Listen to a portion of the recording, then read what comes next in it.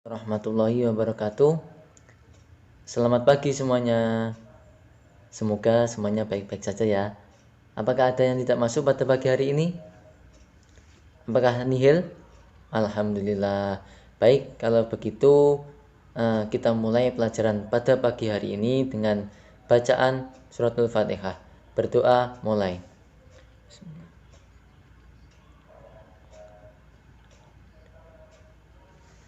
Amin. Alhamdulillahirrahmanirrahim. Baik, kemarin pada pertemuan sebelumnya kita telah membahas mengenai Al-Quran dan keistimewaannya. Nah, untuk sekarang ini pada pertemuan saat ini kita akan membahas mengenai bab 2, yaitu tentang mukjizat dan kejadian luar biasa lainnya. Apakah ada yang tahu mukjizat dan kejadian luar biasa lainnya itu apa saja? Belum ada ya. Baik, kalau begitu saya akan melanjutkan untuk materi yang pertama, yaitu pengertian mukjizat, karomah, irhas, dan ma'unah. Yang pertama adalah mukjizat. Mukjizat sendiri adalah berarti sesuatu yang luar biasa yang terjadi pada diri Nabi dan Rasul Allah Subhanahu wa taala dalam rangka membuktikan dirinya adalah Nabi dan Rasul yang tidak dapat ditiru oleh siapapun. Dari definisi mukjizat tersebut, maka dapat diambil kesimpulan bahwa ciri-ciri mukjizat itu adalah yang pertama apa? Ya, yang pertama diturunkannya mukjizat itu hanya kepada Nabi dan Rasul. Terus ciri yang kedua yaitu mukjizat itu merupakan kejadian yang luar biasa di luar akal kemampuan dari manusia itu sendiri. Yang ketiga yaitu mukjizat itu diturunkan sebagai kekuasaan, bahwa adanya kebesaran dari Allah Subhanahu wa taala. Yang ciri yang selanjutnya yaitu diturunkannya mukjizat itu sebagai bukti atau tanda bahwa Nabi dan Rasul itu adalah utusan dari Allah Subhanahu wa taala. Nah, apakah ada yang tahu mukjizat itu dibagi menjadi berapa? Ya, mukjizat itu dibagi menjadi dua. Ada dua. Yang pertama adalah mukjizat kauniyah dan yang kedua adalah mukjizat akliyah. Nah, mukjizat kauniyah itu apa? Nah, mukjizat kauniyah itu adalah mukjizat yang tampak dilihat oleh mata kepala manusia. Nah, mukjizat itu dapat dirasakan dan ditangkap oleh panca indera. Contohnya adalah mukjizat Nabi Isa alaihissalam yang dapat menghidupkan orang mati dengan seizin Allah Subhanahu wa taala. Nah, mukjizat kauniyah ini mukjizat yang hanya satu kali ada. Jadi jika Nabi Isa bisa melakukan menghidupkan orang mati, maka belum tentu nabi yang lain bisa melakukannya. Nah, yang selanjutnya adalah mukjizat akliyah. Nah, mukjizat akliyah itu apa? Mukjizat akliyah itu adalah mukjizat yang hanya dapat dipahami oleh akal manusia. Nah, ciri khusus dari mukjizat ini adalah berlaku sepanjang masa. Jadi semua seperti halnya contohnya adalah Al-Quran. Nah, Al-Quran itu kan mukjizat dari Nabi Muhammad SAW dan itu berlaku dari zamannya Nabi sampai ke zaman sekarang. Jadi sampai akhir abad. Nah, itu yang dinamakan mukjizat akliyah. Oke, selanjutnya kita akan membahas mengenai kejadian-kejadian luar biasa selain mukjizat. Apakah ada yang tahu apa saja kejadian-kejadian luar biasa selain mukjizat? Ada? Oke. Yang pertama apa? Yang pertama ya benar. Yang pertama adalah karomah. Nah, ada karomah, ada irhas dan ada maunah. Nah, karomah itu apa? Nah, karomah itu adalah kejadian luar biasa yang dianugerahkan oleh Allah Subhanahu wa taala kepada seseorang yang soleh dan taat kepada Allah. Nah, jadi karomah itu hanya diberikan kepada hamba-hamba Allah yang dipilih oleh Allah sendiri. Nah, selanjutnya untuk irhas. Ya, irhas itu apa? Irhas itu adalah kejadian atau hal-hal yang istimewa tapi terjadi kepada diri calon seorang nabi dan rasul. Jadi enaknya ngomong itu irkhas itu adalah kejadian yang dialami oleh Rasul ketika waktu kecil masih belum diangkat jadi Rasul. Nah, selanjutnya yaitu ada maunah. Ya, maunah itu apa? Maunah itu adalah sebuah kemampuan luar biasa yang diberikan Allah kepada seseorang yang mukmin untuk mengatasi suatu kesulitan. Nah, maunah itu terjadi pada orang biasa berkat pertolongan Allah. Nah, dari ketiga itu seperti ada karomah, irkhas, dan maunah. Nah, itu yang perbedaannya apa? Nah, perbedaannya itu kalau karomah itu untuk orang diberikan oleh Allah kepada orang-orang yang mulia seperti waliullah, seperti para wali songo. Nah, itu namanya karomah. Terus kalau irkhas itu hanya diberikan kepada calon rasul. Nah, terus yang kalau mauna itu diberikan kepada semuanya. Maksudnya diberikan kepada seluruh umat mukmin. Nah, orang yang mukmin diberikan mauna atau pertolongan agar bisa mengatasi kesulitannya. Oke, selanjutnya materi selanjutnya yaitu mengenai dalil-dalil nakli dan contoh kebenaran mukjizat, karomah, irkhas, dan maunah. Nah, di sini ada beberapa contoh mukjizat yang dialami oleh Nabi. Yang pertama yaitu mukjizat yang diterima oleh Nabi Ibrahim alaihissalam. Kalau ada yang tahu apa saja mukjizat Nabi Ibrahim? Ya, benar. Mukjizat Nabi Ibrahim itu selamat dari api ketika dibakar oleh Raja Namrud. Nah, itu dalilnya bagaimana? Nah, dalilnya itu dalam Quran surat Al-Anbiya ayat 69 yang berbunyi, ayo dibaca bersama-sama ya. Ya, bismillah, a'udzubillahi minasyaitonirrajim. Bismillahirrahmanirrahim. Qulna ya naru kuni bardaw wa salaman ala Ibrahim, yang artinya kami berfirman, hai api, menjadi dinginlah dan menjadi keselamatanlah bagi Nabi Ibrahim. Quran surat Al-Anbiya ayat 69.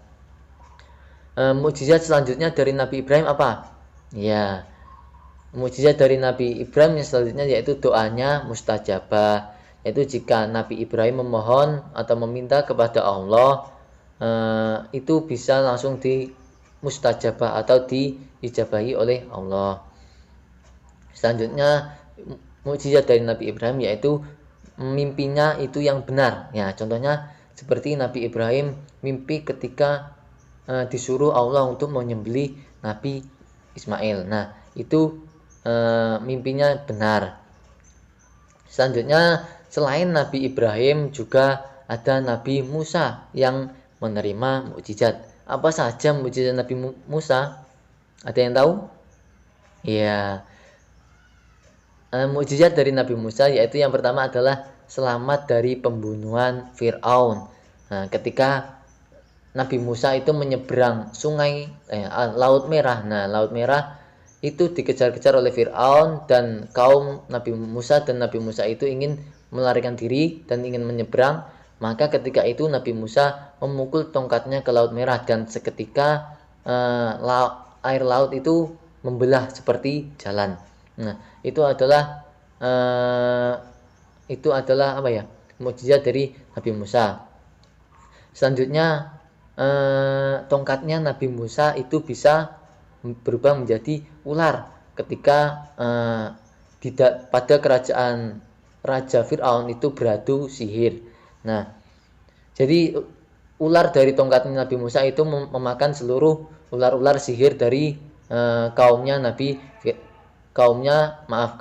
Raja Fir'aun. Nah, itu dalil naklinya yaitu pada Quran surat Az-Zukhruf ayat 46. Bunyinya bismillahirrahmanirrahim, walaqad arsalna Musa biayatina ila fir'auna wa mala'ihi faqala inni rasulu rabbil alamin. Nah, yang artinya dan sesungguhnya kami telah mengutus Nabi Musa dengan membawa mukjizat-mukjizat kami kepada Fir'aun dan pemuka-pemuka kaumnya. Maka Nabi Musa berkata, sesungguhnya aku adalah utusan dari Tuhan seru sekalian alam. Nah, selanjutnya yaitu mukjizat dari Nabi Muhammad Shallallahu Alaihi Wasallam. Siapa sih yang nggak kenal Nabi Muhammad? Nah, Nabi Muhammad itu adalah Nabi akhir zaman, Nabi kita. Nah, mukjizat Nabi Muhammad itu apa saja? Ada yang tahu? Ya, mukjizat Nabi Muhammad itu yang terbesar adalah, yang terkenal itu adalah mukjizat Al-Quran. Yaitu mukjizat Al-Quran itu bisa digunakan sepanjang masa. Nah, itu tercantum dalam firman Allah dalam surat An-Nisa ayat 174 yang berbunyi Bismillahirrahmanirrahim. Ya ayyuhan nasu qad ja'akum burhanum mir rabbikum wa anzalna ilaikum nuram mubina. Nah, artinya bisa dibaca sendiri ya. Ya, selanjutnya mukjizat dari Nabi Muhammad yaitu melakukan Isra Mi'raj, yaitu perjalanan dari Masjidil Haram ke Masjidil Aqsa, selanjutnya diteruskan ke Sidratul Muntaha. Nah, selanjutnya yaitu mukjizat Nabi Muhammad itu mengetahui hal-hal yang belum terjadi atas izin Allah. Nah, selanjutnya mukjizat Nabi Muhammad yaitu pada jari-jarinya itu bisa mengeluarkan air sehingga bisa mencukupi kebutuhan minum orang banyak. Nah, yang terakhir ini adalah mukjizat yang paling terkenal juga, yaitu Nabi Muhammad bisa membelah bulan. Nah, itu adalah mukjizat Nabi Muhammad. Nah, setelah itu jika kita telah mengetahui beberapa contoh-contoh mukjizat yang diberikan kepada para rasul dan nabi, nah selanjutnya kita akan mengetahui beberapa contoh dan bukti adanya karomah. Ya, seperti yang saya jelaskan tadi di atas, yaitu karomah itu adalah kejadian luar biasa yang diberikan oleh Allah Subhanahu wa taala kepada orang-orang pilihannya, kekasihnya. Nah, bukan nabi ya, tetapi kekasihnya seperti waliullah atau orang-orang yang sangat dicintai oleh Allah Subhanahu wa taala. Nah, beberapa contoh dan bukti adanya karomah, yang pertama adalah karomah dari Maryam. Nah, Maryam itu siapa? Ya, Siti Maryam itu adalah ibu dari Nabi Isa. Nah, karomahnya itu terdapat dalam Quran surat Ali Imran ayat 37. Bismillahirrahmanirrahim. Fataqabbalaha rabbuha min qabulin hasanin wa ambataha nabatan hasanan wa kaffalaha Zakaria. Kullama dakhala 'alaiha Zakaria al-mihraba wajada 'indaha rizqa.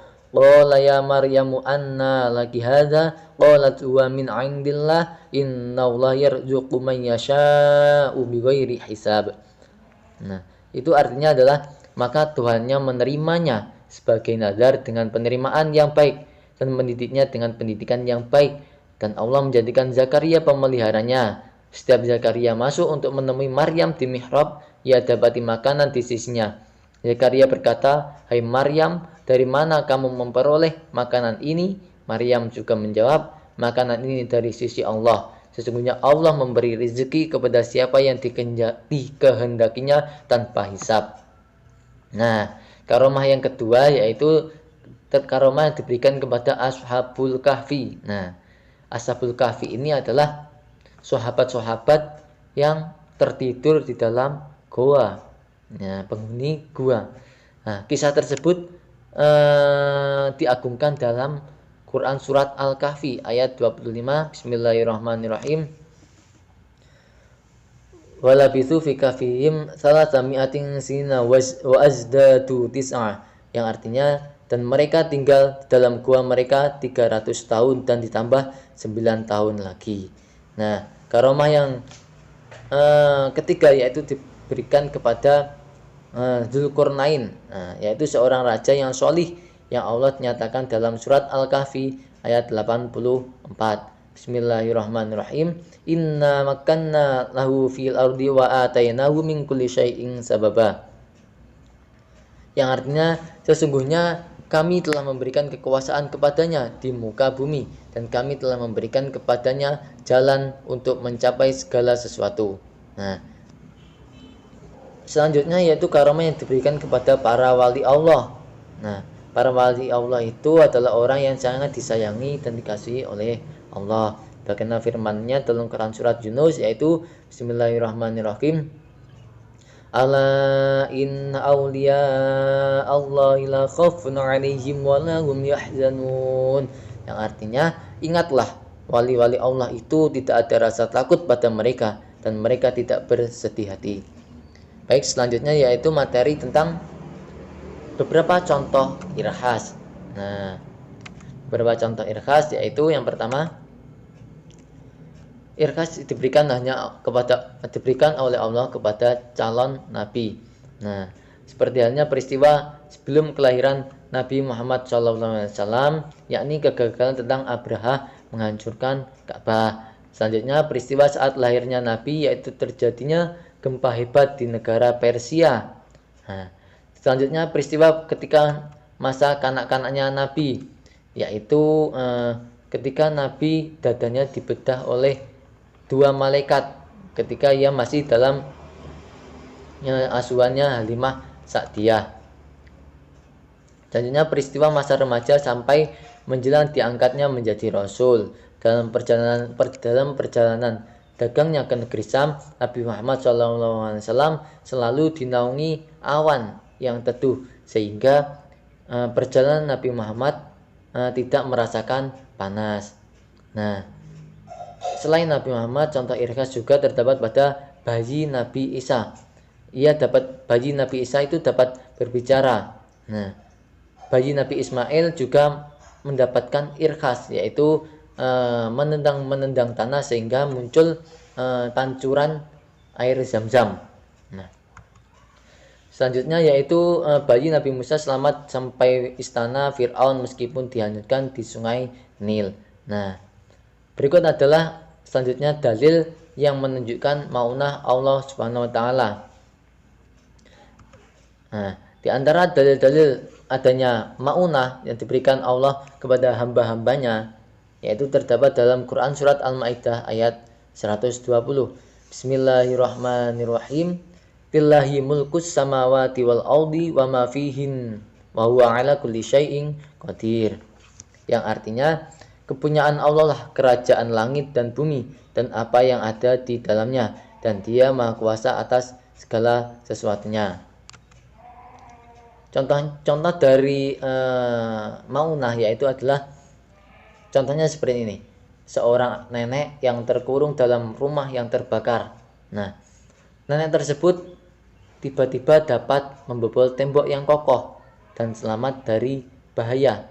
Nah, kalau menurut pemikiran kita, nah itu sepertinya mustahil. Akan tetapi itu bisa terjadi atas maunah Allah, yaitu pertolongan dari Allah.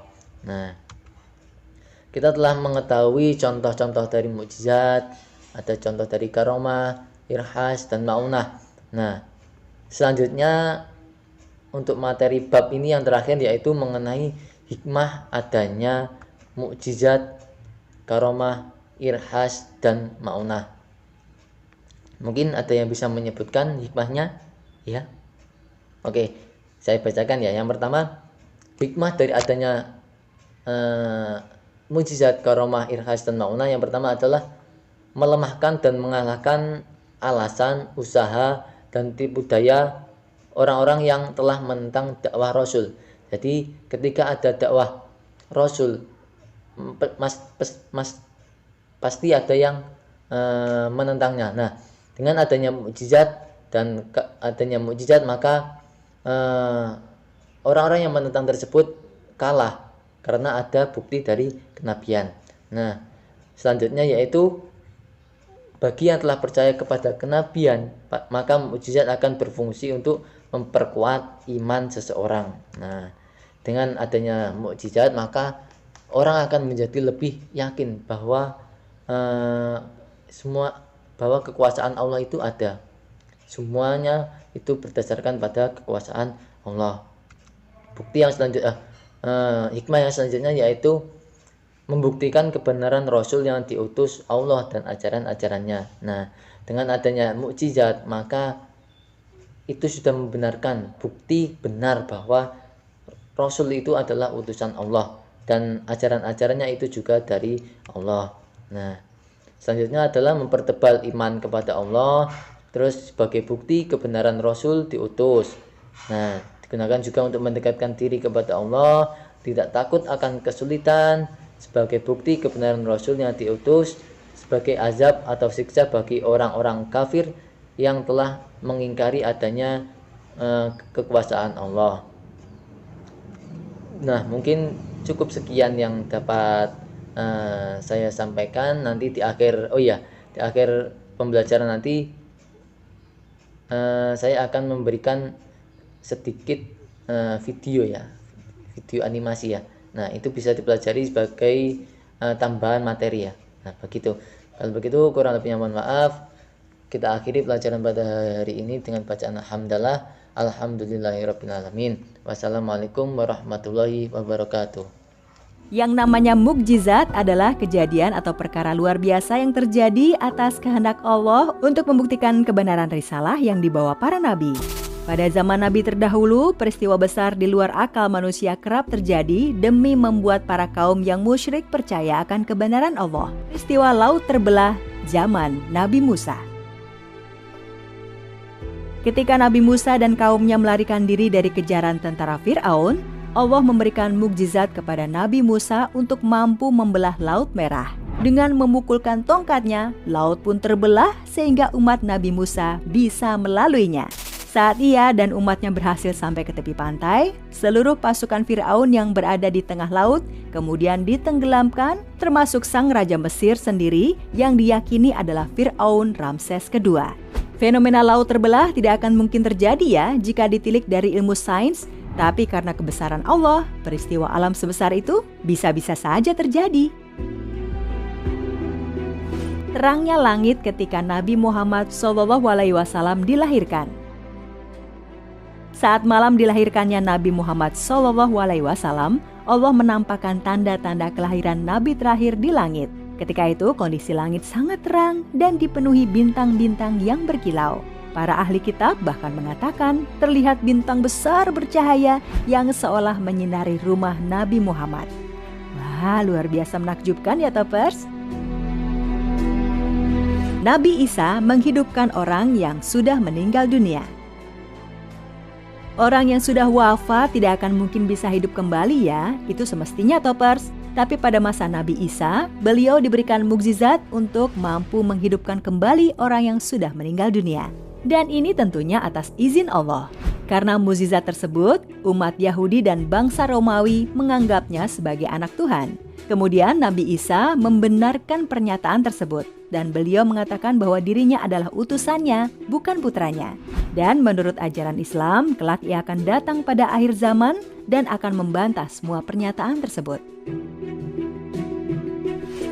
Kokohnya kapal Nabi Nuh yang mampu bertahan dari banjir besar. Umat Nabi Nuh ditenggelamkan oleh Allah dalam banjir besar yang merendam seluruh daratan di muka bumi Topers. Namun kapal Nabi Nuh yang mengangkut orang-orang beriman mampu bertahan dari terjangan banjir sebesar itu. Padahal kapal Nabi Nuh mungkin tidak secanggih seperti kapal-kapal sekarang ya. Bahkan jika dipikirkan melalui perhitungan ilmu pengetahuan, kapal sebesar apapun di masa kini tidak akan mampu menahan hantaman banjir besar seperti yang ada pada zaman Nabi Nuh. Namun Allah telah menunjukkan kebesarannya di mana kapal Nabi Nuh tetap bertahan dan tidak hancur. Tunduknya api pada Nabi Ibrahim. Raja Namrud sangat murka ketika Nabi Ibrahim menghancurkan berhala-berhalanya Topers. Kemudian Nabi Ibrahim dihukum dengan cara dibakar hidup-hidup dalam tumpukan kayu yang sangat tinggi. Api pun menyala hingga sebesar gunung dan siap untuk membakar Nabi Ibrahim. Atas kehendak Allah, api pun diperintahkan untuk tunduk pada Nabi Ibrahim. Bukannya terbakar hangus, Nabi Ibrahim malah menggigil kedinginan ketika api membakarnya Topers.